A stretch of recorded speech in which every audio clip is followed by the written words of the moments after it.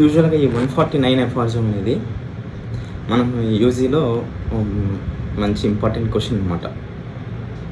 ఎవరైనా చెప్పగలరా? అంటే ఒక క్లూ ఇస్తే చెప్పేస్తారన్నమాట. అంటే హానిమన్ గారు ఒక చోట తిడతారు కదా అని, అంటే మాంగ్రేల్ సెక్టర్. యా, ఓకే, మెసేజ్ వచ్చింది. ఓకే, రీసెంట్లీ పాస్డ్ అవుట్ అనుకుంటా, అందుకని వెంటనే మెసేజ్ చేశారు. ఓకే, సరే. అయితే ఇక్కడ హానిమన్ గారు తిట్టారు అనే కోణంలో కాకుండా ఒక్కసారి ఆ ఫుట్ నోట్లో హానిమన్ గారి మనస్తాపం, ఆవేదన అనేది మొత్తం కూడా ఈ ఫుట్ నోట్లో ఎక్స్ప్రెస్ అవుతుంటుంది. ఆ ఫుట్ నోట్ మటుకు ఇన్నిసార్లు మీరు ఎలా చదివారో తెలియదు, కానీ ఈసారి మటుకు ఒకసారి ఆ పర్సెప్షన్లో, ఆ కోణంలో ఒకసారి ఆలోచించి చదవండి. అప్పుడు ఆయన తిట్టారా లేదా ఆయనకు ఆవేదన అది అనేది మనకు అర్థమవుతుంది అన్నమాట. ఓకే, ఫస్ట్ వచ్చేసి ఎఫార్జంలోకి చూద్దాము. 149. When the suitable homeopathic remedy has been thus selected and rightly employed. Suitable homeopathic రెమెడీని సెలెక్ట్ చేయటం వరకు బాగుంది. ఓకే, అండ్ రైట్లీ ఎంప్లాయిడ్ ఏంటి? మన వరకు హోమియోపతి ఫిజిషియన్గా అంటే మెడిసిన్ని సెలెక్ట్ చేయటం వరకు బిగ్గెస్ట్ టాస్క్ ఉంటుంది. మెడిసిన్ సెలెక్ట్ చేయటం అనేది చాలా బిగ్గెస్ట్ టాస్క్. అది సెలెక్షన్ అనేది అయిపోయింది. ఇంకా ఆ తర్వాత రైట్లీ ఎంప్లాయిడ్ ఏంటి అంటే, రైట్లీ ఎంప్లాయిడ్ అంటే ధర్మంగా, న్యాయబద్ధంగా ఇవ్వటం అన్నమాట మెడిసిన్ని. అంటే అంటే ఏ పేషెంట్కి ఎంత డోసేజ్లో అది అవసరం పడుతుందో ఆ డోసేజ్లో ఇవ్వటం. అండ్ నెక్స్ట్ ఆ డోసేజ్ కూడా వెదర్ మెటీరియలిస్టిక్ డోసా, అంటే ఆల్ఫాక్షనా, లేదు వాటర్ డోసా అనేది అడ్మినిస్ట్రేషన్, మోడ్ ఆఫ్ అడ్మినిస్ట్రేషన్ ఎలా అనేది కూడా చూస్ చేసుకోవాలి. సో అదనమాట రైట్లీ ఎంప్లాయిడ్ అంటే, ధర్మంగా ఇవ్వటం, న్యాయంగా ఇవ్వటం. అంటే కొన్ని సందర్భాల్లో డైరెక్ట్ పిల్ అనేది అవసరం పడుతుంటుంది. కొన్ని సందర్భాల్లో ఆల్రెడీ మెడిసిన్ ఇచ్చాము, లేదు సమ్ ప్రీవియస్ స్కిన్ కంప్లైంట్స్ ఏదైనా వచ్చాయి, బాగా ఇచ్చింగ్, సఫరింగ్తో బాగా ఇంటెన్స్గా ఇబ్బంది పడిపోతున్నారు. అలాంటి టైంలో జస్ట్ ఆ పిల్ని ఒక 5 ml వాటర్లో డిజాల్వ్ చేసి 1 స్పూన్ వాటర్ తాగటం, లేదంటే ఆ 5 ml వాటర్ నుంచి 1 డ్రాప్నే వేసుకోవటం. ఇలాగా. లేదు ఇంకా ఐడియోసింక్రటిక్గా ఉన్నారు, అప్పుడు జస్ట్ ఓన్లీ ఆల్ఫాక్షన్ ఇవ్వటం అనమాట, ఈ రకంగా. సో అదనమాట రైట్లీ ఎంప్లాయిడ్ అంటే. Okay, the acute disease we wish to cure. మనం దేన్నైతే నయం చేయాలని కోరుకుంటున్నామో అటువంటి యాక్యూట్ డిసీజ్ అనేది, even though it be of a grave character and attended by many sufferings subsides insensibly. అంటే మనం నయం చేయాల్సినటువంటి యాక్యూట్ డిసీజ్ అనేది ఎంత భయంకరమైన స్థితిలో అయినా ఉండనివ్వండి, ఎంత తీవ్రమైనటువంటి సఫరింగ్స్తో అయినా ఉండనివ్వండి, మెనీ సఫరింగ్స్తో అయినా ఉండనివ్వండి, అవి ఆ సూటబుల్ హోమియోపతిక్ రెమెడీని ఆ రైట్లీ ఎంప్లాయిడ్ అంటే తగిన మోతాదులో, తగిన మోడ్ ఆఫ్ అడ్మినిస్ట్రేషన్లో కానీ ఇచ్చినట్లయితే ఈ సఫరింగ్స్ అన్నీ కూడా మనకు తెలియకుండానే తగ్గిపోతాయి అని అంటారు అన్నమాట. ఇన్సెన్సిబిలీ అంటే మన సెన్సెస్ కూడా వాటిని గమనించలేవు. సో దాన్నే ఇన్సెన్సిబిలీ అంటారు, ఇంపర్సెప్టబుల్ అంటారు. Okay, in a few hours if it be of a recent date, అంటే అది ఈ రీసెంట్ ఆరిజిన్, అంటే జస్ట్ ఒక 1 month నుంచో, లేదా ఒక 2 weeks నుంచో, లేదు జస్ట్ ఒక 2 days 3 days నుంచి వచ్చినటువంటి కంప్లైంట్ కానీ అయినట్లయితే అది చాలా కొన్ని గంటల్లోనే దాని యొక్క యాక్షన్ అనేది స్టార్ట్ అయిపోతుంది. In a few days if it be of somewhat longer standing, ఒకవేళ ఇదే దీర్ఘకాలికంగా ఉన్నదే కానీ అయినట్లయితే దానికి ఇంకొంచెం ప్రొపోర్షనేట్గా ఇంకొన్ని రోజుల్లో అది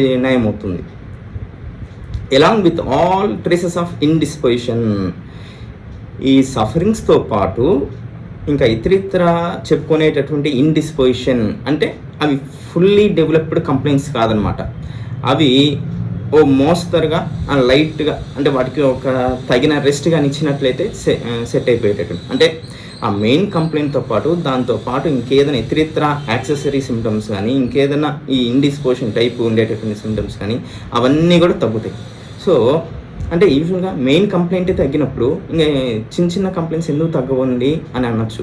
ఫర్ ఎగ్జాంపుల్ మనం ఏదైనా ఫీవర్ వచ్చింది, ఆ ఫీవర్ వచ్చినప్పుడు హోమియో మెడికేషన్ వాడిన దానికి అలోపతిక్ మెడికేషన్ వాడిన దానికి డిఫరెన్స్ ఉంటుంది. ఎలా అంటే ఇప్పుడు ఆ ఫీవర్లోనే ఈ బాడీ పెయిన్స్, నోరు చేదు, లేదు హెడేకు ఇలాంటివి ఇతరితర కంప్లైంట్స్ అనేవి ఉన్నాయనుకోండి. ఒక హోమియోపతిక్ మెడికేషన్ కానీ వాడినట్లయితే టెంపరేచర్ తగ్గటంతో పాటు గ్రాడ్యువల్గా ఎట్ ది సేమ్ టైం ఏకకాలంలోనే సైమల్టేనియస్గా ఈ హెడేక్స్లోనూ చేంజ్ వస్తాయి, నోరు చేతిలోనూ చేంజెస్ వస్తాయి, బాడీ పెయిన్స్లోనూ చేంజెస్ వస్తాయి, అన్నింటిలోనూ చేంజెస్ వస్తాయి. అదే ఒక అలోపతిక్ మెడికేషన్ కానీ వాడినట్లయితే వితిన్ 12 hours ఆ 24 hours టెంపరేచర్ అయితే తగ్గొచ్చు కనుక కానీ ఆ నోరు చేతి తగ్గడానికి కానీ ఆ బాడీ పెయిన్స్ తగ్గడానికి కానీ ఇంకేదైనా ఇతరితర లైక్ ఈ ఇండిస్పోజిషన్ టైప్ ఉండేటటువంటి సిమ్టమ్స్ తగ్గడానికి ఇంకొంచెం ఎక్కువ టైం అనేది తీసుకుంటుంది. బట్ ఇక్కడ హోమియోపతిక్గా సూటబుల్ ఇండికేటెడ్ మెడిసిన్ కానీ ఇచ్చినట్లయితే అది అలా జరగదు. ఈ మెయిన్ సిమ్టమ్స్తో పాటు ఈ ఇండిస్పోజిషన్ ఉండేటటువంటి సిమ్టమ్స్లో అన్నిట్లోనూ కూడా మార్పులు వస్తాయి. And nothing or almost nothing more of the artificial medicine disease is perceived. ఇంకా ఆ న్యాచురల్ డిసీజ్ అనేది ఏమాత్రం ఉండదన్నమాట. కంప్లీట్గా ఆర్టిఫిషియల్ మెడిసినల్ డిసీజ్ మాత్రమే అక్కడ వైటల్ ఫోర్స్ అనేది దాన్ని అనుభవిస్తూ ఉంటుందన్నమాట. ఇక్కడ పర్సీవ్డ్ అంటే మీనింగ్ వచ్చేసి అనుభవించడం, అంటే ఏ సెన్స్ ఉంటే ఆ వైటల్ ఫోర్సు ఇంకొక న్యాచురల్ డిసీజ్ని వదిలిపెట్టేసి ఓన్లీ ఆర్టిఫిషియల్ మెడిసినల్ డిసీజ్ యొక్క సిమ్టమాటాలజీ దాంతో మాత్రమే అనుభవంలోకి ఉంటుందన్నమాట. There occurs by rapid imperceptible transitions nothing but restored health recovery. ఎప్పుడైతే ఈ ఆర్టిఫిషియల్ మెడిసినల్ డిసీజ్ అనేది వైటల్ ఫోర్స్ యొక్క ఇంప్రెషన్స్లో ఈ ఆర్టిఫిషియల్ మెడిసినల్ డిసీజ్ అనేది ఎప్పుడైతే ఉంటుందో ఇంకా అక్కడి నుంచి త్వరితంగాను ఇంపర్సెప్టబుల్ అంటే మనం గమనించలేమన్నమాట అటువంటి మార్పుల్ని, అంటే అంత ఇదిగా మార్పులు అనేసి అంత ఫాస్ట్గా వచ్చేస్తాయి అన్నమాట. సో ఇంకా అక్కడి నుంచి హెల్త్ రీస్టోర్ అవుతుంది అండ్ రికవరీ అనేది స్టార్ట్ అవుతుంది. వీటికి ఎగ్జాంపుల్స్ అంటే ఇంపర్సెప్టబుల్ ట్రాన్సిషన్ అంటే ఇక్కడ మనకు యాక్యూట్ డిసీజ్ గురించి చెప్తున్నారు, క్రానిక్ కంప్లైంట్స్లోనూ చెప్తున్నారు. ఎగ్జాంపుల్ తీసుకున్నట్లయితే యాక్యూట్ డిసీజ్ సంబంధించి ఫర్ ఎగ్జాంపుల్ ఏదైనా ఒక బ్లీడింగ్ కంప్లైంట్ తీసుకున్నాం, ఒక ప్రొఫ్యూజ్ అండ్ ప్రొట్రాక్టెడ్ మెన్సెస్. ఈ కేసెస్లో ఒక 10 రోజులు 15 రోజుల నుంచి బ్లీడింగ్ అవుతున్నప్పుడు వాళ్ళు ఈ 10-15 రోజుల నుంచి కూడా ఊరుకోరు. ఒక 5 days చూసేసి దాని తర్వాత నుంచి అలోపతికి లేదా ఇంకొకటి ఇతర మెడిసిన్స్ ఏవి వాడుతుంటారు, తగ్గవు. లాస్ట్గా మన దగ్గరికి వస్తారు, ఏమంటే ముందే రావచ్చు కదంటే ఇది నాకు ఎప్పుడు రెగ్యులర్గా ఉండేదే, అసలు ఈసారి ఇలా ఇబ్బంది పెడుతుందని నేను అనుకోలేదు, జస్ట్ ఒక చిన్న ట్రిగరింగ్ ఫ్యాక్టర్ వచ్చింది నాకు, మా ఇంట్లో మా ఆయనకి చిన్న డిస్టర్బెన్సెస్ వచ్చాయి. సో ఆ కోపం, ఆ ఎమోషనల్ ఎక్సైట్మెంట్తో భాగంగా నాకు ఒక్కసారిగా బాగా ఎక్కువ బ్లీడింగ్ వచ్చేసింది, ఫ్లడ్డింగ్ లాగా అయిపోతుంది. సో ఇది వచ్చేసినప్పుడు బాగా ఫెయింటింగ్ అయిపోతున్నాను, కళ్ళు తిరిగిపోతున్నాయి, పడిపోతున్నాను, నీరసం ఉంటుంది, ఈవెన్ బాత్రూమ్ కూడా లేచి వెళ్ళలేనంత నీరసం ఉంటుంది. ఆల్మోస్ట్ 4-5 pads పర్ డే అయిపోతుంది, బాగా గషింగ్గా అయిపోతుంది. ఇలా చెప్పి నీరసం, ఫెయింటింగ్ ఇన్ని చెప్పిన వాళ్ళు సరే మనం సమ్ ఎక్స్ అనే మెడిసిన్ అనేది ఇవ్వటం జరిగింది. సమ్ ఎక్స్ అనే మెడిసిన్ ఇచ్చిన తర్వాత ఆఫ్టర్ 24 hours to 36 hours మళ్ళీ ఒక కాల్ వస్తుంది, ఫాలోఅప్ కాల్. ఎలా ఉంది ఏంటి అంటే ఏం తగ్గలేదండి. అదేంటండి ఎందుకు తగ్గలేదు, ఏం చేశారు, ఏమైనా పొరపాటు జరిగినాయా ఏంటి అంటే ఏం లేదండి నాకైతే తగ్గలేదు. సరే అండి నిన్న ఇప్పుడు మనకేమో వాళ్ళ మాటలో వాటన్నిటిలో అర్థమైపోతుంది అనమాట. అంటే ముందు రోజున ఆ మెడికేషన్ వాడడానికి ముందు హలో సార్ నేను తట్టుకోలేకపోతున్నా సార్, నేను ఇంకా హాస్పిటల్ అడ్మిట్ అయిపోవాలేమో అనేసి బాగా రొప్పుతూ నీరసంగా ఆ వాయిస్ టోన్లోనే మనకు అర్థమైపోతుంది. సో ఆ తర్వాత వచ్చిన ఫాలోఅప్ కాల్లో వాళ్ళంత ఆయాసపడుతూనో లేదా నీరసంతోనో మాట్లాడనమాట. బాగా స్పష్టంగా వాయిస్ క్లియర్ టోన్తో చెప్పడం కానీ ఇవన్నీ ఉంటాయి. సో వాటిని కూడా అది వాళ్ళు గమనించలేరు. యాజ్ ఎ ఫిజిషియన్గా మనం వాటిని గమనించాలన్నమాట. అప్పుడు ఏంటంటే సరే ఏం జరిగింది ఏంటంటే, అవునండి నాకు ఏం జరిగిందంటే నాకు బ్లీడింగ్ ఇంకా తగ్గలేదు. ఎందుకు తగ్గలేదంటే ఎలా ఉందంటే, మనం ఇప్పుడు ఎన్ని ప్యాడ్స్ ఏంటంటే నాకు ఇప్పుడు ఈ రోజంతా 1.5 ప్యాడ్ అయిందన్నారు. మెడిసిన్ వాడడానికి ముందు 4 ప్యాడ్స్ 5 ప్యాడ్స్. సో ఓకే సరే ఇంకేం చేస్తున్నారు ఏంటంటే ముందు రోజు చెప్తుంటారు అనమాట, సార్ ఇలా మంచం దిగి నడవలేకపోతున్నాను, ఎవరో ఒకరు పట్టుకొని తీసుకెళ్లాల్సి వస్తుంది, ఈవెన్ వాష్రూమ్ కూడా. సరే మరి ఈ సిమ్టంలో మార్పు ఎలా ఉంది? పర్లేదండి ఇప్పుడు నేను ఒక్కదాన్ని లేచి వెళ్ళి రాగలుగుతున్నాను అంటారు అనమాట. సో ఆ వీక్నెస్ ఫెయింటింగ్లో మార్పు వచ్చింది. అండ్ నెక్స్ట్ బ్లీడింగ్లో అంటే 4 ప్యాడ్స్ అయ్యేది 1 ప్యాడ్ 1.5 ప్యాడ్కి వచ్చింది. సో ఇంకా ఇతర వీటిలో ఆ హెడేక్స్లో కానీ ఆ ఫెయింటింగ్లో కానీ వీటన్నిటిలో మార్పు వస్తుంది. అంటే పేషెంటు యాక్యూట్ కండిషన్లో నాకు తగ్గలేదు అని చెప్పినటువంటి పేషెంటు ఒక 2 నిమిషాలు మాట్లాడిన తర్వాత వాళ్ళ యొక్క వాయిస్లోను అబ్జర్వేషన్స్ వస్తుంది అనమాట, ఆ టోన్లో. అండ్ నెక్స్ట్ తర్వాత ఆ వీక్నెస్ ఫెయింటింగు తగ్గుతుంది. అండ్ నెక్స్ట్ ఆ ఇంటెన్సిటీ ఆఫ్ బ్లీడింగ్, ఆ గషింగ్ ఫ్లో అనేది తగ్గుతుంది. సో 2 నిమిషాలు మాట్లాడిన తర్వాత మరి తగ్గలేదన్నారండి, మరి నిన్న ఇవన్నీ ఉన్నాయి కదా కంప్లైంట్స్, మరి తగ్గలేదంటున్నారు, మరి మెడిసిన్ తగ్గిందా? అయ్యో సారీ సార్ నేను గమనించలేదండి అంటుంటారు. సో ఇదన్నమాట ఇంపర్సెప్టబుల్ అంటే వాళ్ళ దృష్టిలో బ్లీడింగ్ ఒక్కటే సిమ్టమ్, కానీ మిగిలిన ఇతర వాళ్ళ యొక్క సఫరింగ్ ఎంత బాధపడుతున్నారు, మంచం మీద నుంచి దిగి నడవలేనటువంటి వాళ్ళు, ఈవెన్ వాష్రూమ్ కూడా వెళ్ళి ఇచ్చేసి లేచి నడవలేనటువంటి వాళ్ళు, ఎవరో సపోర్ట్ ఉండేటటువంటి వాళ్ళతో అది వితిన్ 24 hours to 36 hours అంత చేంజ్ వచ్చిందంటే ఇంకా ఇంపర్సెప్టబుల్ చేంజ్ కాదా? అది వాళ్ళకే అర్థం కాదనమాట. సో ఇదన్నమాట అక్యూట్ కంప్లైంట్స్లో ఇలాంటివి ఉంటాయి. నెక్స్ట్ ఇంకోటి క్రానిక్ కేసులో కానీ అయినట్లయితే ఒకటి పాలిఆర్థరాలజీ కేసు అనమాట. 50+ ఉంటాయి. సో కేసు అంతా తీసుకోవడం జరిగింది. మంచి మెడిసిన్ ఇండికేట్ అయింది. మంచి medicine in the sense suitable homeopathic medicine calcarea carb వేయటం జరిగిందనమాట. ఆ మెడిసిన్ వేసిన తర్వాత నాకేం ఫుల్లీ కాన్ఫిడెంట్ అనమాట, అన్ని చేంజెస్లో అన్నిట్లోనూ మార్పులు రావాలి. కానీ అంత ఆశించినంత ఫేజ్లో ఆవిడ మార్పులు చెప్పలేకపోతున్నారు. నాకేం తగ్గలేదు, నొప్పులు అలానే ఉన్నాయి. అంతకుముందు నొప్పుల వల్ల నేను నిద్ర పట్టేది కాదు, ఇప్పుడు నిద్ర పట్టట్లేదు. తలనొప్పులు అట్లే ఉన్నాయి, మిగిలిన వాటన్నిటిలో ఇలానే ఒక 6 months గడిచాయి. 6 months గడిచిన తర్వాత ఏం జరిగింది, వింటర్ వచ్చింది. యూజువల్గా ఆవిడకి వింటర్లో కంప్లైంట్స్ ఎక్కువైతాయి. ఈసారి లాస్ట్ వింటర్తో పోలిసి ఈ వింటర్లో ఎలా ఉంది, అంత ఇబ్బంది పెట్టలేదు.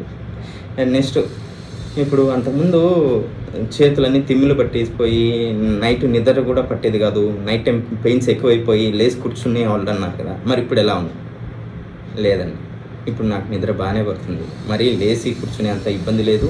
అండ్ నెక్స్ట్ నొప్పుల మూలంగా నిద్ర పట్టనటువంటి కండిషన్ కూడా లేదు అని చెప్తున్నారు. ఓకే, మంచి ఇంప్రూవ్మెంట్స్ వచ్చాయి. అండ్ నెక్స్ట్ ఈ క్రాంప్స్ ఆఫ్ కాఫ్స్ అని ఇలాంటి వాటిలో తగ్గడం జరిగింది. ఇంకో 2 నెలలు 3 నెలలు గడిచింది. ఓవరాల్ 9 months గడిచింది. అంటే ఈలోపు 30 అయిపోయింది, 200 అయిపోయింది, 200+ యాక్షన్లో ఉండటం జరిగింది. సో ఒక మాట అన్నారు, ఏమండి ఇంట్లో గడవటం చాలా కష్టంగా ఉంది, నేను బయటికి వెళ్ళి ఏదైనా పని చేయాలనుకుంటున్నాను అని అన్నారు. ఇప్పటికిప్పుడే జరిగింది ఏంటంటే ఎప్పటి నుంచో ఎప్పుడు ఇలానే ఉందండి, కానీ నొప్పులు ఎక్కువ ఉన్నాయి కాబట్టి నేను వెళ్ళలేకపోయాను. సో ఇప్పుడు ఎలా? సో ఇప్పుడు మీకు నొప్పులు తగ్గాయా? నాకు నొప్పులు తగ్గలేదు, కానీ నేను బయటికి వెళ్ళి పని చేయాలి, ఎందుకంటే ఇంట్లో గడవట్లేదు. అంటే మన అసలు ఈవెన్ అంటే ఆ 9 నెలల్లోనూ జరిగింది ఏంటంటే ఆవిడకి ఇంటెన్సిటీ ఆఫ్ కంప్లైంట్స్లో ఆల్మోస్ట్ ఒక 60-70% రిలీఫ్ వచ్చింది. ఆవిడకి ఉన్నదల్లా ఒక 30% పెయిన్సే ఉన్నాయి. ఎప్పుడైతే ఆ ఇంపర్సెప్టబుల్గా మైండ్ ఆలోచించడం అనమాట, అంటే ఒక 10 ఏళ్ళగాను వాళ్ళ ఇంట్లో అదే పరిస్థితులు జరుగుతున్నాయి, ఇప్పుడు కూడా అదే పరిస్థితులు కంటిన్యూ అవుతున్నాయి. బట్ ఇన్ని రోజులు లేనటువంటి ఆలోచన, అంటే వాళ్ళ ఇంట్లో ఈ రొటీన్ హౌస్ హోల్డ్ వర్క్స్ కూడా వాళ్ళ అమ్మాయే చేయాలి. అలాంటిది ఇప్పుడు ఆ రొటీన్ హౌస్ హోల్డ్ వర్క్స్ ఆవిడ చేసుకుంటుంది. అండ్ నెక్స్ట్ ఆవిడకి అసలు ఈ ఆలోచన అనేది వచ్చింది, నేను బయటికి వెళ్ళి పని చేయగలను, నేను బయటికి వెళ్ళి పని చేసి ఎంతో అంత మనీ ఎర్న్ చేసుకొని ఇల్లు గడుపుకోగలను అనేటటువంటి ఆలోచనని తీసుకొచ్చిందనమాట. అదనమాట. అంటే ఈ 9 months డ్యూరేషన్లో ఆవిడకి పెయిన్స్ యొక్క ఇంటెన్సిటీ చాలా తగ్గింది. కానీ పేషెంట్ దాన్ని అది ఒప్పుకోలేకపోతున్నారు. ఎందుకు ఒప్పుకోలేకపోతున్నారు? అది వాళ్ళకి అంత ఆ స్ఫురణ అనేది లేదనమాట. So that is what imperceptible transitions అంటే. సో ఆ రకంగా మార్పులు అనేవి వస్తాయన్నమాట. ఇప్పుడు when suitable homeopathic remedy set అయినప్పుడు అంత మంచి చేంజెస్ అనేవి తీసుకొని రాగలుగుతుంది అనమాట. So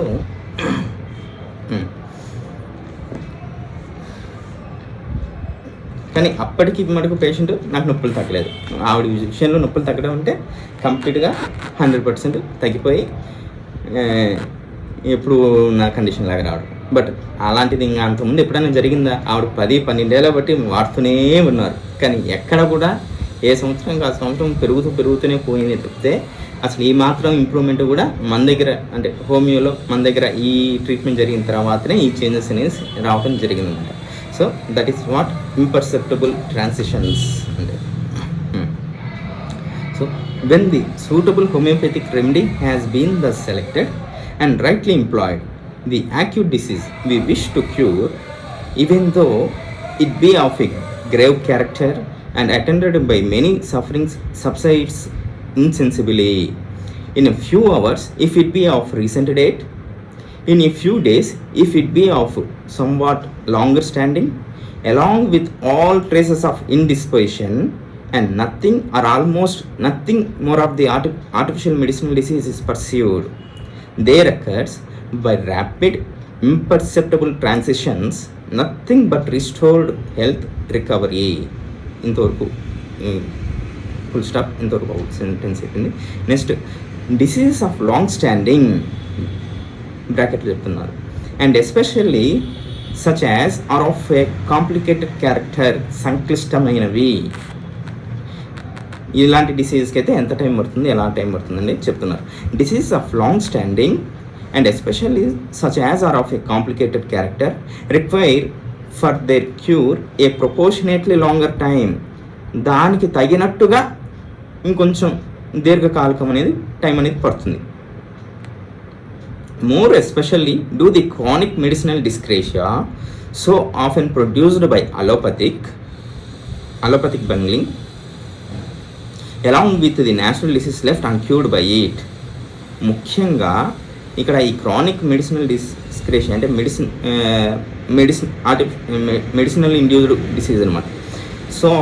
so often produced by allopathic bungling. ఇదంతా ఎలా జరుగుతుంది ఏంటంటే ఈ డిసిమిలర్గా ట్రీట్మెంట్ జరిగినప్పుడు, ఈ అలోపతిక్ బంగ్లింగ్ జరిగినప్పుడు ఎప్పుడైతే సిమిలర్గా కాకుండా డిసిమిలర్గా ఇస్తామో అక్కడ డిసీజ్ అంతకి అంతా ఎప్పటికప్పుడు పెరుగుతూ ఇంకా సంక్లిష్టమైనటువంటి కాంప్లికేటెడ్ క్యారెక్టర్కి వెళ్ళిపోతుంది అనమాట. అది ఆ మెడిసినల్ డిస్క్రేషన్ అనేది ఈ న్యాచురల్ డిసీజ్తో పాటుగా చిక్కుముడులు పడిపోయి కాంప్లికేటెడ్ అయిపోయి ఇంటర్వోవెన్ అయిపోయి కాంప్లికేటెడ్ క్యారెక్టర్ అయిపోతుంది. అది ఎలా అవుతుంది? ఓన్లీ మెడిసినల్ డిసీజే కాదు, అక్కడ ఉన్నటువంటి న్యాచురల్ డిసీజు ఏమాత్రంలో అన్చేంజ్డ్గా ఉంటూ అన్క్యూర్డ్గా ఉంటూ ఈ యొక్క అలోపతిక్ మెడిసినల్ డిసీజ్ కూడా అక్కడ రెండు కలిసిపోయి చిక్కుబడిపోతాయి అని చెప్తున్నారు అనమాట. Along with the natural disease left uncured by it require a much longer time for their recovery. So ఇలా అలోపతిక్ బంగ్లింగ్ జరిగినటువంటి కేసెస్లో అక్కడ ఉన్నటువంటి న్యాచురల్ డిసీజు అది ఏ స్థాయిలో ఉందో ఆ స్థాయిలో అది నయం కాకుండాను ఇంకా రికవరీకి ఇంకా ఎక్కువ టైం తీసుకుంటుంది. ఆఫెన్ ఇండీడ్, తరచుగా, వాస్తవానికి, ఆర్ దే ఇన్క్యూరబుల్, అవి ఇన్క్యూరబుల్ స్థాయికి వెళ్ళిపోతాయి. In consequence of the shameful robbery of the patient strength and juices.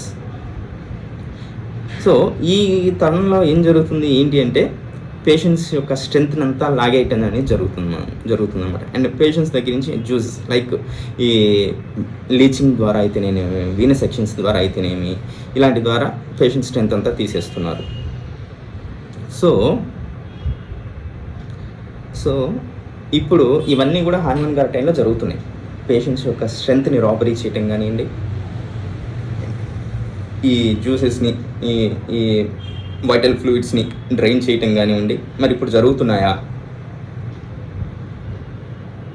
ఎప్పుడైతే అలోపతిక్గా డిసిమిలర్గా మనం మెడిసిన్ ఇస్తామో వాటి ఎఫెక్ట్స్ నుంచి బయటికి రావటానికి వైటల్ ఫోర్స్ చాలా కష్టపడి ఆ సెకండరీ కౌంటర్ యాక్షన్ని ప్రొడ్యూస్ చేయటం కానీ, ఆ సెకండరీ కౌంటర్ యాక్షన్లో భాగంగా వచ్చేటువంటి సైడ్ ఎఫెక్ట్స్ కానివ్వండి, వీటన్నిటి మూలంగా వాటి యొక్క బర్డన్ అంతా పడేది ఆ పేషెంట్ యొక్క స్ట్రెంత్ మీదే పడుతుంది అనమాట. ఆ పేషెంట్ యొక్క వైటాలిటీ మీదే అది పడుతుంది. ఆ భారం అంతా కూడా పేషెంట్ యొక్క వైటాలిటీ మీదే పడుతుంది. సో ఎవరన్నా అడిగితే ఇది చెప్పాలన్నమాట. అంటే ఇవన్నీ అప్పుడెప్పుడో కదండి, ఒక 250 సంవత్సరాల క్రితం కదా. మేము ఇప్పుడు చాలా మోర్ రిఫైన్డ్ మెడిసిన్స్ వాడుతున్నాం. అసలు ఎటువంటి సైడ్ ఎఫెక్ట్స్ ఉండవు. అంతకుముందు 1 మిల్లీగ్రామ్స్లో ఇస్తున్నది ఇప్పుడు 0.001 మిల్లీగ్రామ్లో ఇస్తున్నాం. ఒకప్పట్లో ఓపియంని డైరెక్ట్గా వాడేవాళ్ళు. ఇప్పుడు ఓపియంలో మేము యాక్టివ్ ప్రిన్సిపల్ని బాగా డైల్యూట్ చేసి బాగా ఇస్తున్నాము. అండ్ నెక్స్ట్ ఒకప్పట్లో లీచింగ్స్ ఉన్నాయి, ఒకప్పట్లో వీనస్ సెక్షన్స్ ఉన్నాయి. ఇప్పుడు ఎక్కడున్నాయి? ఇప్పటికి ఉన్నాయా? ఇప్పటికీ లీచింగ్స్ ఉన్నాయి, ఇప్పటికీ వీనస్ సెక్షన్స్ ఉన్నాయి. బట్ ఇప్పుడు వచ్చేటటువంటి వీనస్ సెక్షన్స్ డైరెక్ట్గా వెయిన్ని కట్ చేయకుండా ఏదో సమ్ హిమజా టెక్నిక్ ఆర్ కప్పింగ్ టెక్నిక్ ఏదో అంటున్నారన్నమాట. ఏంటంటే వాళ్ళు ఏం చేస్తారు ఏంటంటే ఇంత వ్యాక్యూమ్ కప్స్ ఉంటాయి అన్నమాట. ఆల్మోస్ట్ ఒక 60 ml అలాంటి కప్స్ ఉంటాయి. వాటిని వీప్ మీద పెట్టేసి బాగా దాంట్లో ప్రెషర్ క్రియేట్ చేస్తారు. వ్యాక్యూమ్ని క్రియేట్ చేసినప్పుడు కింద నుంచి చర్మం ఇలా ఉబ్బుకొచ్చిన తర్వాత కప్ తీసేసి సూదులతో గుచ్చేస్తారు. గుచ్చేసి మళ్ళీ ఆ కప్ని పెట్టేసి మళ్ళీ వ్యాక్యూమ్ని క్రియేట్ చేస్తారు. అప్పుడు బాడీ నుంచి రక్తం వచ్చేస్తుంది. ఈ రక్తం అంతా మంచి రక్తం కాదంట, చెడు రక్తం అంట. 250 సంవత్సరాల క్రితం జరిగినటువంటి ఇవి అసలు అబ్జర్డ్ థియరీస్ అని చెప్పి ఇది చేసిన వాళ్ళు ఇంకా మోర్ రిఫైన్డ్ నేమ్స్తోనూ ఇంకా ఏదేదో మేము కొత్త టెక్నాలజీస్ తీసుకొస్తున్నాం, కొత్త ఆధునిక పద్ధతులు తీసుకొస్తున్నాం అని చెప్పి పేషెంట్స్ యొక్క స్ట్రెంగ్త్ని ఇంకా దొంగలిస్తూనే ఉన్నారనమాట. So the principal feat performed by allopathy in its so called methods of treatment. ఈ మెథడ్స్ అన్నీ కూడా, ఇటువంటి చేష్టితాలన్నీ కూడా ఈ అలోపతిక్ మోడ్స్ ఆఫ్ ట్రీట్మెంట్లోనే జరుగుతూ ఉంటాయి. ఇక్కడ అలోపతి అంటే డిసిమిలర్ ట్రీట్మెంట్స్ అని. ఓకే, ఇంకోసారి చదువుతాను. When the suitable homeopathic remedy has been the selected and rightly employed, అంటే ధర్మంగా న్యాయంగా ఇవ్వటం అనమాట.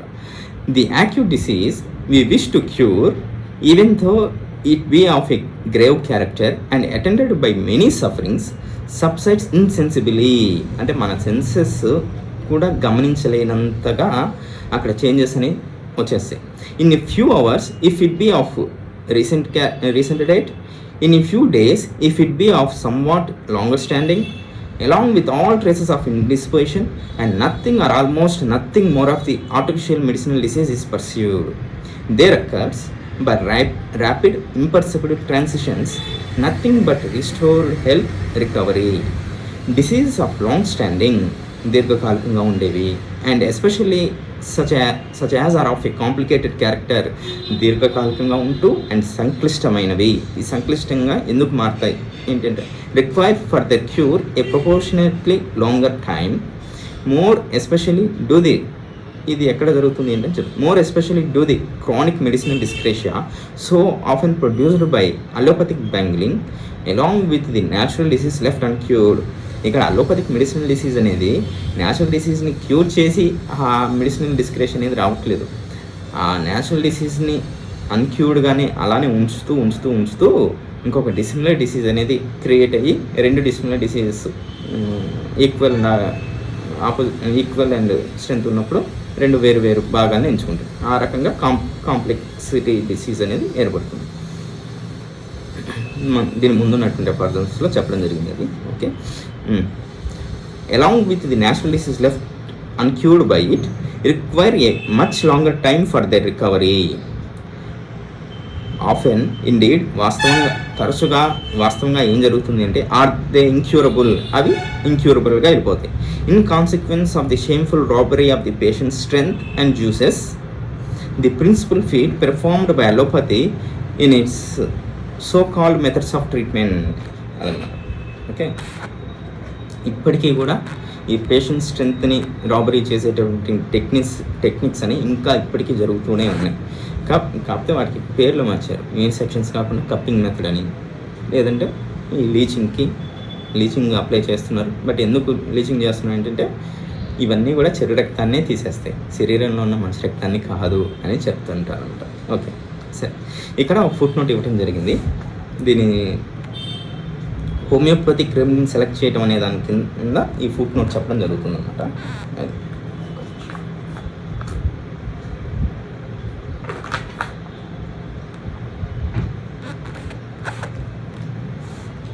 but this laborious, sometimes very laborious search for and selection of the homeopathic remedy most suitable in every respect to each morbid state. ఈ కష్టతరమైనటువంటి పని ఇంకా కొన్ని సందర్భాల్లో చాలా కష్టమైనది. ఏంటిది? హోమియోపతిక్ మెడిసిన్ని సెర్చ్ చేయటం, వెతకటం అండ్ సెలక్షన్, ఎంపిక చేయటం, ఈ రెండు కూడా చాలా కష్టమైనది. ఎందుకు ఏంటి అనేది చెప్తున్నాను. But this laborious, sometimes very laborious, search for and selection of the homeopathic remedy most suitable in every respect to each morbid state. ఇది అండర్లైన్తో చేసుకున్నాను, రెడ్డింగ్తోనో గ్రీన్తోనో ఏదో దేంతో అయినా అండర్లైన్ చేసుకుని హైలైట్ చేసుకున్నాను. ఎందుకంటే ఇప్పుడు మన దగ్గర వచ్చిన పేషెంట్లో ప్రతి ఒక్క కండిషన్ని మ్యాచ్ చేసుకుంటూ మెడిసిన్ ఇవ్వాలా, అలా ఎక్కడ చెప్పారు హానిమన్ గారు అని అంటుంటారు అన్నమాట. హానిమన్ గారు చాలా క్యాజువల్గా చెప్పేస్తూ పోతారనమాట. వాటిలో ఎంత పట్టుకున్నాము, ఎంత అప్లై చేసుకున్నాము, అది వాళ్ళకి సంబంధించింది అనమాట. సో ఇక్కడ చెప్తున్నారు, the homeopathic remedy most suitable in every respect to each morbid state. అంటే ఇప్పుడు పలానా పేషెంట్ ఒక పలానా తలనొప్పని కోసమే రావచ్చు కనుక అతనికి ఆ తలనొప్పితో పాటు ఇంకేదైనా ఇతరితర గ్యాస్ట్రిక్ కంప్లైంట్స్ ఉన్నా, లేదు ఇంకేదైనా ఇతరితర ఎలర్జిక్ రైనైటిస్ కండిషన్స్ ఉన్నా, ఇంకా నీ జాయింట్ పెయిన్స్, అరికాల మంటలు, ఇంకా ఇతరితర సింటమ్స్ ఏమైనా ఉన్నాయండి, ఈ కండిషన్స్ అన్నీ ఉన్నప్పుడు ప్రతి ఒక్క మార్బిడ్ కండిషన్ని మ్యాచ్ అయ్యేటటువంటి మెడిసిన్ అనేది ఇవ్వాలన్నమాట. The homeopathic remedy most suitable in every respect to each morbid state. అంటే నాకు పేషెంట్ వచ్చింది ఉండి తలనొప్పికే కదా, నేను తలనొప్పి ఊరికి ఇచ్చేసి నేను ఊరుకుంటాను అనేది కాదనమాట. తలనొప్పికి నేను కవర్ చేయాలి ఆ మెడిసిన్, ఆ పేషెంట్లో ఉన్నటువంటి నీ జాయింట్ పెయిన్స్ని కవర్ చేయాలి, ఆ గ్యాస్ట్రిక్ కంప్లైంట్స్ని కవర్ చేయాలి, అలాగే ఈ ఎలర్జిక్ కంప్లైంట్స్ని కవర్ చేస్తూ వీటన్నిటిని కవర్ చేస్తూ ఆ హెడేక్ని కూడా కవర్ చేస్తూ ఉండాలన్నమాట. అటువంటి మెడిసిన్ని ఎన్నుకోవడం చాలా కష్టతరమైనదే. In an operation which notwithstanding all the admirable books for facilitating it. అంటే ఈ యొక్క పని చేయటానికి మనకు చాలా ఆశ్చర్యపరిచేటటువంటి బుక్స్ ఎన్నైనా ఉండనివ్వండి, అవి ఎన్నైనా మన పనిని తేలిక చేయనివ్వండి, still demands the study of the original sources themselves. కానీ ఆ మూలాధారమైనటువంటి పుస్తకాన్ని మటుకు వదలకూడదు, మూలాధారమైనటువంటి వాటిని మటుకు బేస్ చేసుకుని ఇవ్వాలి. మూలాధారం అంటే మెటీరియల్ బేస్ చేసుకుని ఇవ్వాలి. ఈ అడ్మైరబుల్ బుక్స్ అంటే ఇప్పుడు ఒకప్పుడు హానుమాన్ గారి టైంలో రిపర్టరీస్ అనేవి లేవు. ఇప్పుడు మనకు ఆ రిపర్టరైజేషన్ని తేలిక చేసేటటువంటి పని ఏంటంటే ఈ రిపర్టరైజేషన్. ఇంకా తర్వాత జనరేషన్లో అంటే ఒక 20 సంవత్సరాల క్రితం అయితే ఈ కంప్యూటరైజ్డ్ రిపర్టరీస్ లేవు. ఇప్పుడైతే ఆ రిపర్టరైజేషన్ అనేటువంటి టఫ్ వర్క్ని, ఆ టఫ్ ఆపరేషన్ని కూడా సులభతరం చేసేటట్టుగా ఈ కంప్యూటరైజ్డ్ రిపర్టరీస్ అనేవి వచ్చాయి అనమాట. ఇలాంటివి ఎన్నైనా రానివ్వండి, కానీ మనకు ఆ మూలాధారమైనటువంటి పుస్తకాన్ని, ఆ బుక్స్ని మటుకు వదలకూడదు అనేసి చెప్తున్నాను అనమాట. is an operation which, notwithstanding all the admirable books for facilitating it, still demands the study of the original sources and at the same time a great amount of circumspection and serious deliberation. Circumspection అంటే only డైరెక్ట్గా tunnel vision కాదనమాట, ఈ peripheral vision మొత్తంగా ఉండాలన్నమాట. అంటే like different యాంగిల్స్తో different perception వ్యూస్తో ఆలోచించడం. అండ్ సీరియస్ డెలిబరేషన్ అంటే ఈ ఒరిజినల్ బుక్స్ని వదిలిపెట్టకుండాను, అండ్ నెక్స్ట్ ఇటువంటి క్యారెక్టర్స్ ఉండాలని చెప్తున్నాను అనమాట. అంటే సీరియస్ డెలిబరేషన్ అంటే తీవ్ర పరిశీలన. It's not only peripheral observation, it's నిశిత పరిశీలన అని చెప్తున్నారు. అంటే చాలా సూక్ష్మ దృష్టి, సటిల్ అబ్జర్వేషన్, సూక్ష్మ పరిశీలన అనేది అవసరం అని చెప్తున్నారు. Which have their best reward in the consciousness of having faithfully discharged our duty. ఇక్కడ మన యొక్క ఫలితం అంతా కూడా ఎక్కడ దాగి ఉంటుంది ఏంటంటే, మనం ఎంత స్పృహతో మన యొక్క పనిని నిర్వర్తిస్తున్నాము, ఎంత నమ్మకంతో, ఎంత స్పృహతో మన యొక్క పనిని మనం చేస్తున్నామనే దాన్ని బట్టి అక్కడ ప్రతిఫలం అనేది ఉంటుందన్నమాట. ఇక్కడ ప్రతిఫలం అంటే simillimum, and next disease recovery, disease curative process గురించి. ఇక్కడ రివార్డ్, ప్రతిఫలం అంటే not in the form of patients fees. Okay, which have their best reward in the consciousness of having faithfully discharged our duty. How could this laborious, care-demanding task, by which alone the best way of curing disease is rendered possible, please the gentlemen of New Mongrel sect, who assume the honorable name of homeopathists and even seem to employ medicines in form and appearance homeopathic, but determined upon by them anyhow. సరే, ఇక్కడ sentences ఎక్కడ ఆపాలి, ఎక్కడ కామ అయిపోయింది కొంచెం కష్టతరమైనది. ఎందుకంటే ఒకసారి start అయింది ఇంకా అలా ఫ్లో అనేది వస్తుంటుంది. సరే, ఇక్కడ వరకు ఆపి దీన్ని ఎక్స్ప్లెయిన్ చేసి తర్వాత నెక్స్ట్కి వెళ్తాను. How could this లెబోరియస్ care demanding task by which alone the best way of curing disease is rendered possible. అంటే ఒక డిసీజ్ని సాధ్యమైనంతలో నయం చేయాలి అని అనుకున్నట్లయితే ఈ ఒక్క మెథడే ది బెస్ట్ మెథడ్. ఏంటి అంటే కేస్ టేకింగ్ని థరోగా తీసుకోవటం అండ్ కేస్ ఎనాలిసిస్. ఆ కేస్ ఎనాలిసిస్లో భాగంగా ఏ సిమ్టమ్స్కి ఎక్కడ ఎంత ఎక్కువ ప్రాధాన్యత ఇవ్వాలి ఏంటి, and next repertorisation, and next final drug selection అనేది on the basis of material బేసిస్లో తీసుకొని ఇవ్వాలంట. ఈ ఒక్క ప్రాసెస్లో మాత్రమే ఇంత కష్టం ఉంటుంది అండ్ ఇంత జాగ్రత్త వహించవలసినటువంటి పని అనమాట, కేర్ డిమాండింగ్ టాస్క్. ఇలా చేస్తేనే అక్కడ డిసీజ్ అనేది నయం అవుతుంది. డిసీజ్ నయం అవ్వడానికి ఈ ఒక్క మార్గమే అనువైన మార్గం, ఇంకా ఉన్న మార్గం ఈ ఒక్కటే అని చెప్తున్నారు.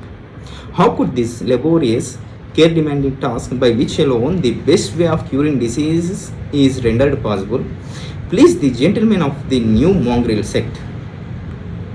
Mongrel sect అంటే సంకర జాతి అని, ఏ క్రాస్ డాగ్ బ్రీడ్ అనేసి, అంటే రెండు వేరు జాతులని క్రాస్ చేయడం వల్ల వచ్చింది. అంటే ఈ హోమియోపతి చదివి ఈ అలోపతిక్ మోడ్ ఆఫ్ ప్రాక్టీసెస్ చేసే వాళ్ళని, అండ్ నెక్స్ట్ హోమియోపతి చదివి సూటబుల్ హోమియోపతిక్ మెడిసిన్ కాకుండా ఆఫ్ హోమియోపతిక్గా ఇచ్చే వాళ్ళని దృష్టిలో పెట్టుకొని చెప్తున్నారన్నమాట.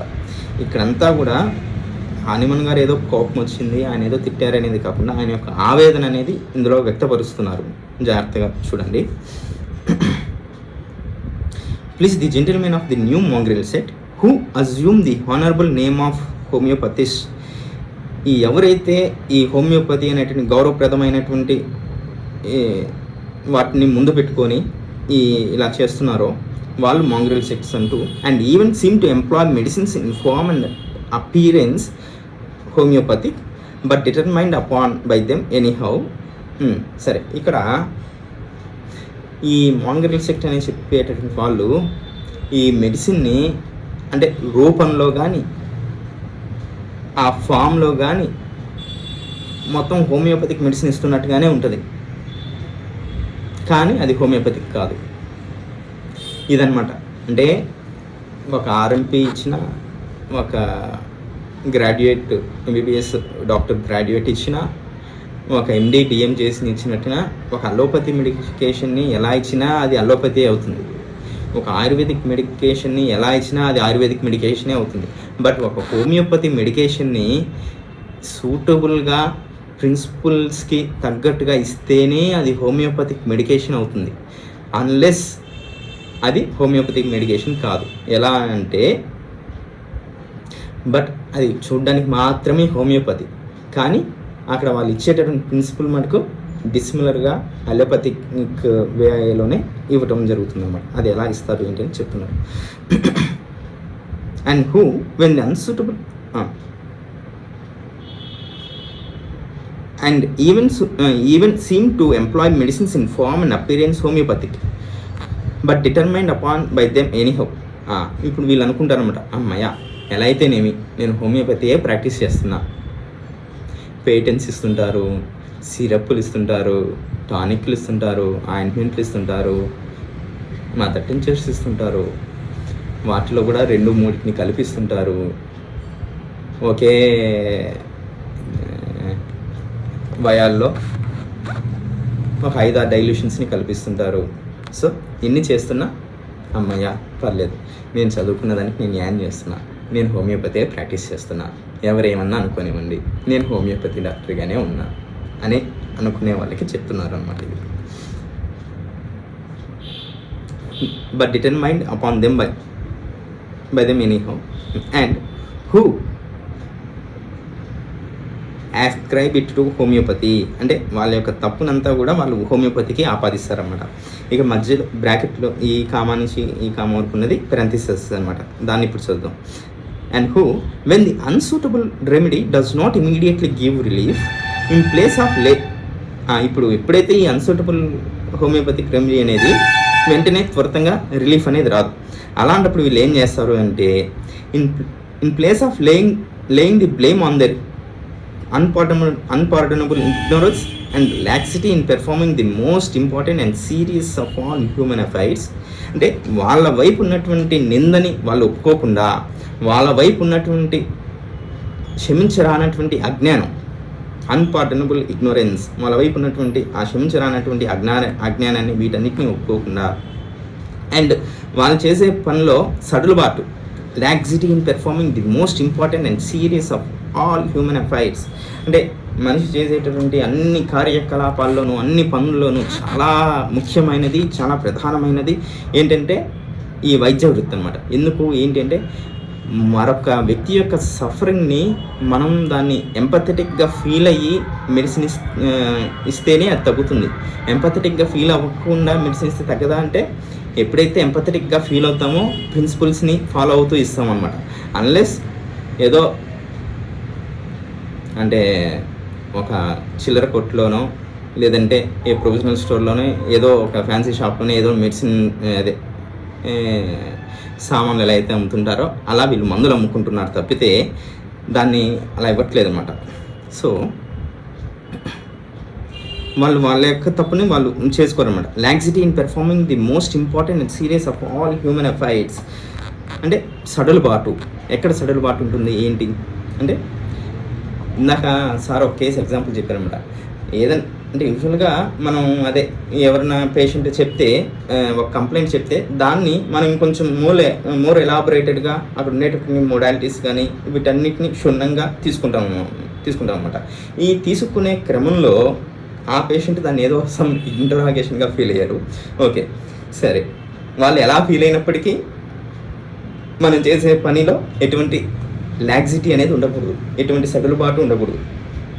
అంటే మనం తీసుకునే కేస్ టేకింగ్ దగ్గర నుంచి, తర్వాత కేస్ ఎంక్వైరీలో నుంచి, తర్వాత case analysis, repertorisation, selection of remedy and next potency selection, medicine selection అయిపోయిన తర్వాత మోడ్ ఆఫ్ అడ్మినిస్ట్రేషన్లోను, అండ్ నెక్స్ట్ దాని తర్వాత డైట్ అండ్ రెజిమెంట్లోను, ఈ పనులన్నిట్లోనూ మనం ఎటువంటి సడులుబాటు లేకుండా చాలా కఠినంగా వ్యవహరిస్తేనే అక్కడ పాసిబుల్ క్యూర్ అనేది వస్తుందన్నమాట.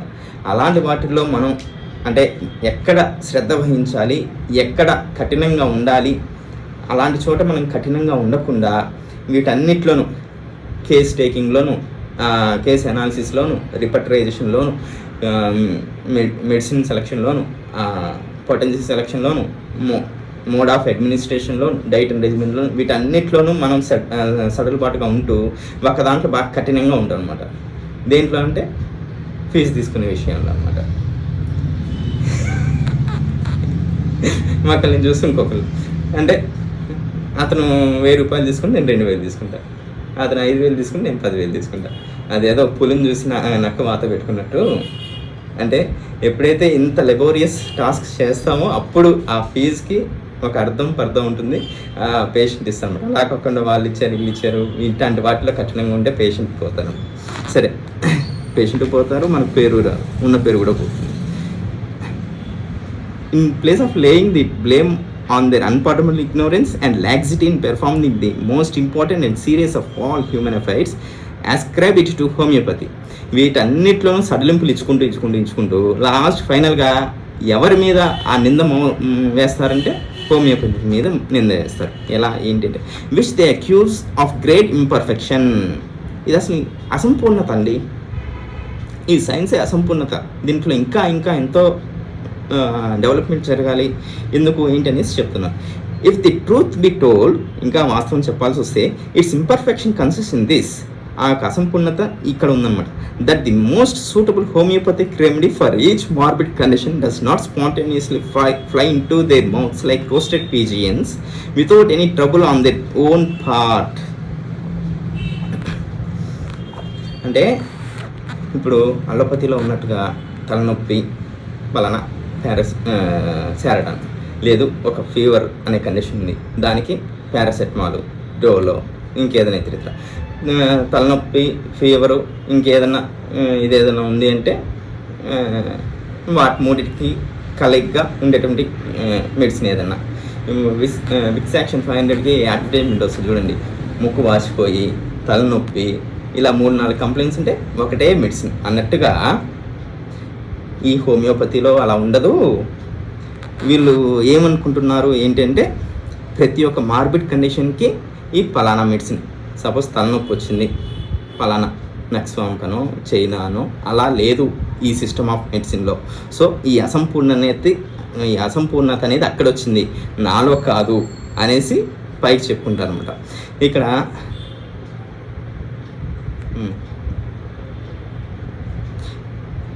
that the most suitable homeopathic remedy for each morbid condition does not spontaneously fly into their mouths like roasted pigeons. అంటే రోస్టెడ్ పిజియన్ అంటే ఇది ఐ థింక్ అక్కడ నాన్ వెజిటేరియన్స్ ఎక్కువ ఉంటారేమో, అందుకనేసి ఇది రాశారు. కాల్చిన పావురం దానికి అది ఎగిరి నోట్లోకి వచ్చి పడాలంట వీళ్ళ నోట్లో.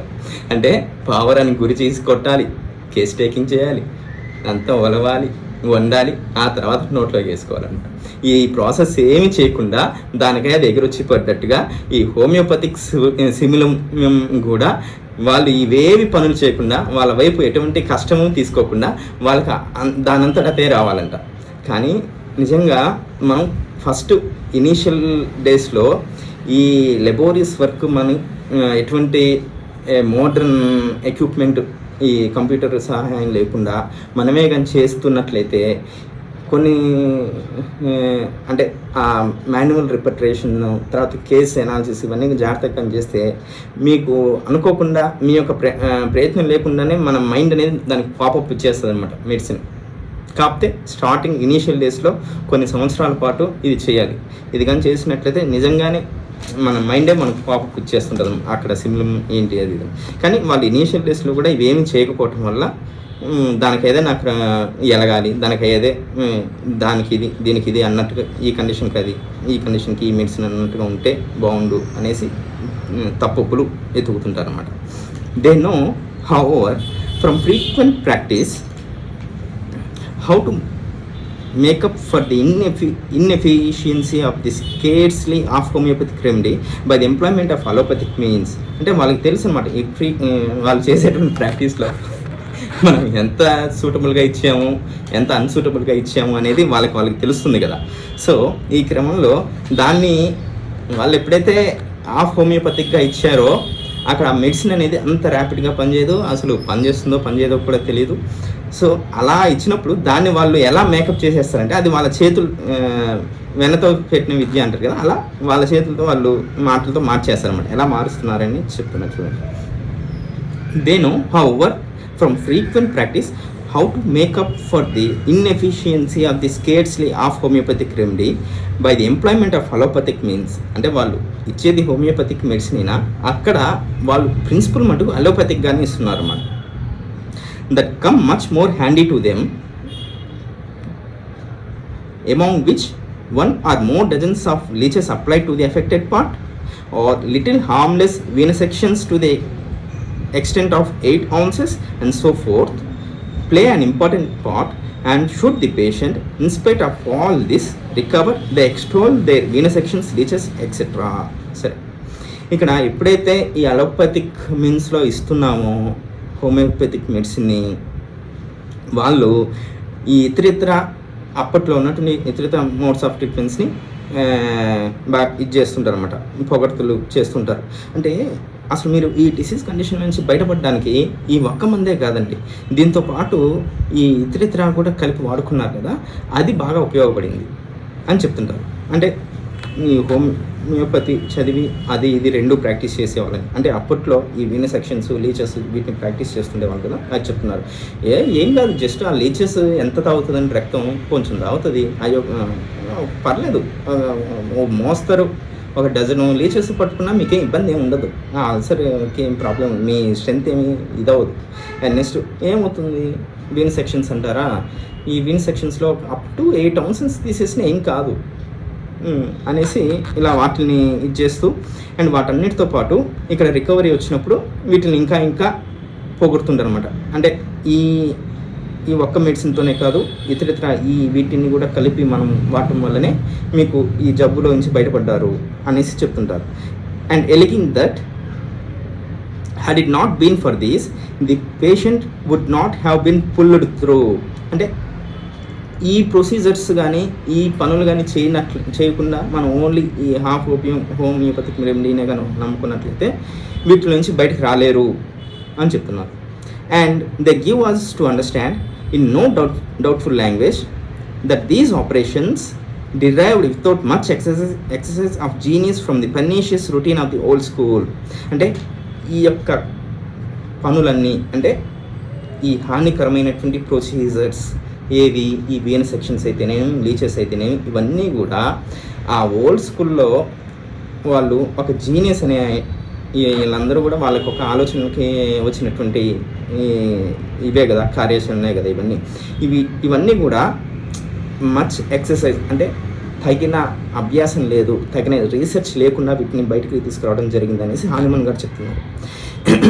కానీ in reality contributed the best share towards the cure. కానీ ముఖ్యంగా జరిగింది అక్కడ అది, వీటన్నిటినీ కూడా వాటికి తగిన అభ్యాసం జరగకుండా, తగిన రీసెర్చ్ లేకుండా, తగిన అబ్జర్వేషన్స్ లేకుండా వీటిని తీసుకొచ్చారని హనుమాన్ గారు చెప్తున్నారు.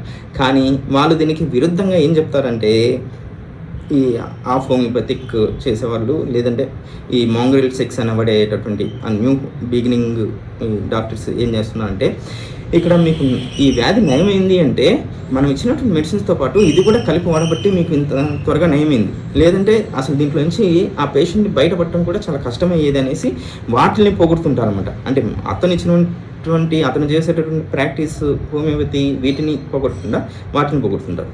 But if the patient die under the treatment as not unfrequently happens. కానీ ఒకవేళ పేషెంట్ కానీ చనిపోయినట్లయితే యాజ్ నాట్ అన్ఫ్రీక్వెంట్లీ హ్యాపెన్స్, అంటే చాలా సహజంగా జరిగేదన్నమాట. అంటే ఇలా ఎక్కువ వీటిని తీసేయటం కారణంగా అక్కడ ఏం జరుగుతుంది ఏంటంటే వైటల్ ఫోర్స్ సకంబ్ అయిపోతుంది. వైటల్ ఫోర్స్ సకంబ్ అయిపోవటం అంటే ఆ యొక్క హార్డ్ పర్నీషియస్ ట్రీట్మెంట్స్ యొక్క రిజల్ట్స్ మూలంగా ఎప్పుడైతే వైటల్ ఫోర్స్ సకంబ్ అవుతుందో పేషెంట్ చనిపోతారు 74th ఎపార్ట్లో చెప్పినట్టు. సో అదే రెగ్యులర్గా జరుగుతుంది.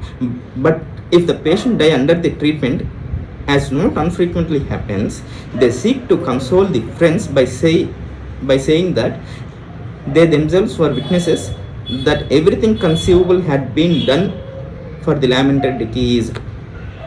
వాళ్ళు చెప్తుంటారు అనమాట, అయ్యో మేము చాలా ప్రయత్నం చేసాము, అసలు ఇక్కడ వాడే మెడిసిన్స్ కాదు, మేము ఫారెన్ నుంచి ఫలానా మెడిసిన్ తెప్పించాము, ఈవెన్ ఆ మెడిసిన్ ఇంకా అప్రూవల్ అవ్వలేదు, కానీ ఆ ఎక్స్పెరిమెంటల్ ట్రయల్స్లో ఆ మెడిసిన్కి 99% సక్సెస్ రేట్ ఉంది.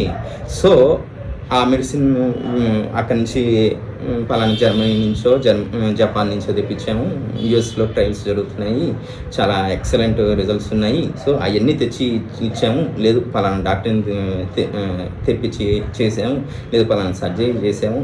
సరే ఇంకేదైతే మీరే చూస్తున్నారు కదా, మేము చేయనిది ఏది ఉంది, మీరు ఆ పేషెంట్కి చేపించింది ఏముంది, మీరు సాయశక్తుల మీ బ్యాంక్ అకౌంట్లో ఉన్న బ్యాలెన్స్ అయిపోయేంత వరకు మీరు కష్టపడ్డారు. మేము మా దగ్గర ఉన్నటువంటి మెడిసిన్స్, మా దగ్గర ఉన్నటువంటి అడ్వాన్స్డ్ మెథడ్స్ ఏవైతే ఉన్నాయో వాటన్నిటితోనూ మేము చేయగలిగాం, కానీ పేషెంట్ చనిపోయాడు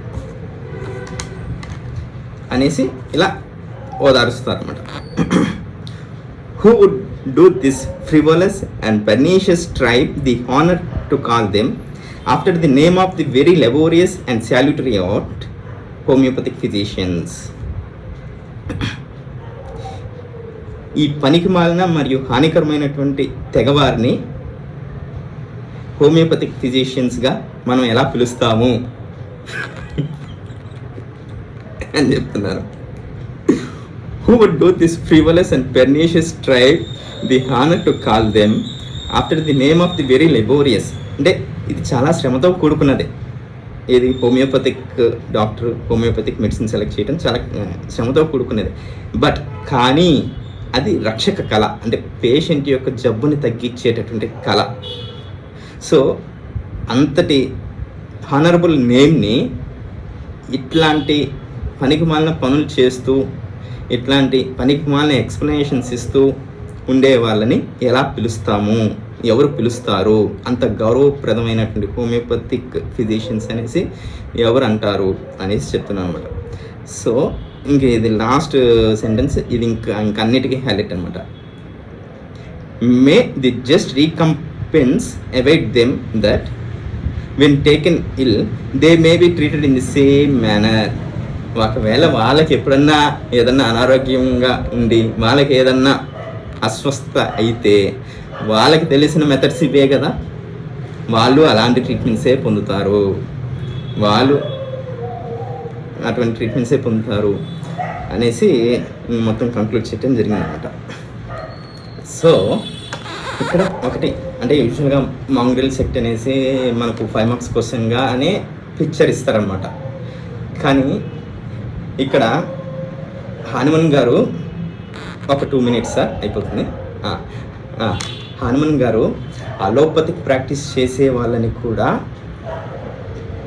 మై బ్రదర్ అని అనేసి పిలుస్తారన్నమాట. అంటే ఈవెన్ పర్నీషియస్ ఆర్ట్ అనేసి చెప్తూ ఇంకా అసలు ఆ న్యాచురల్ డిసీజ్ని అన్క్యూరబుల్ స్థాయికి తీసుకెళ్తున్నది వాళ్ళు చేసేటటువంటి మెథడ్స్ ఆఫ్ ట్రీట్మెంట్స్ ద్వారా అని చెప్తూ ఇన్ని చెప్పినా కూడా అండ్ నెక్స్ట్ ఇది నా మెడికల్ ప్రొఫెషను, నేను మీతో ఏకీభవించను అంటే మీరు చేస్తున్న పనికి అని వాళ్ళు చెప్పేటటువంటి అభిప్రాయాలకి విభేదిస్తూ, అంటే ఎవరికన్నా ఏదైనా అభిప్రాయాలు విభేదిస్తే వాళ్ళ మీద మనం ద్వేషం పెంచుకుంటాం.